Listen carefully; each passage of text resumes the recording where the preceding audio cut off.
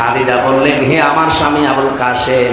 খাদিজা বললেন, হে আমার স্বামী আবুল কাসেম, কাসেমের পিতা, আপনি ভয় পাবেন না। কখনো আল্লাহ আপনাকে ভয় দেখাতে পারে না।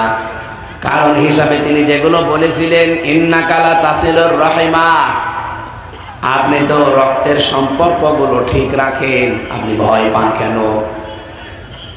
হাদিসের এই বাণী দ্বারা বোঝা যায় যে সমস্ত মানুষগুলো দুনিয়াতে রক্তের সম্পর্ক ঠিক রাখবে, তাদের অন্তর থেকে আমার আল্লাহ ভয় নামক জিনিস দূর করে দেবে।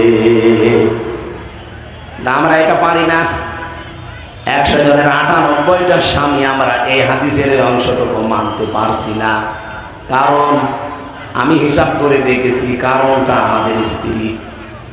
আমি যে রক্তের সম্পর্কগুলো ঠিক রাখবো, তাদের হক আদায় করব, এ বিষয়ে সবচাইতে বড় বাধা আমার বউ।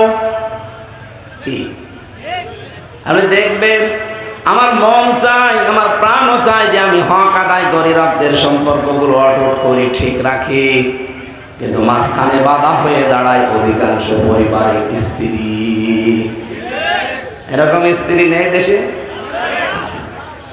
আল্লাহ মেয়েদেরকে যেন এই সংকীর্ণ মন থেকে উত্তরণ হওয়ার তৌফিক দেন, বলেন আমিন।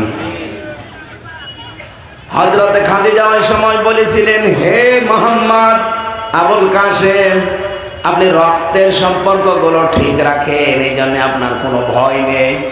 সুতরাং আমরাও যদি ভয় ভীতিহীন জীবন তৈরি করতে চাই, রক্তের সম্পর্ক যার সাথে যেটা আছে এটা আরো অটুট করা লাগবে।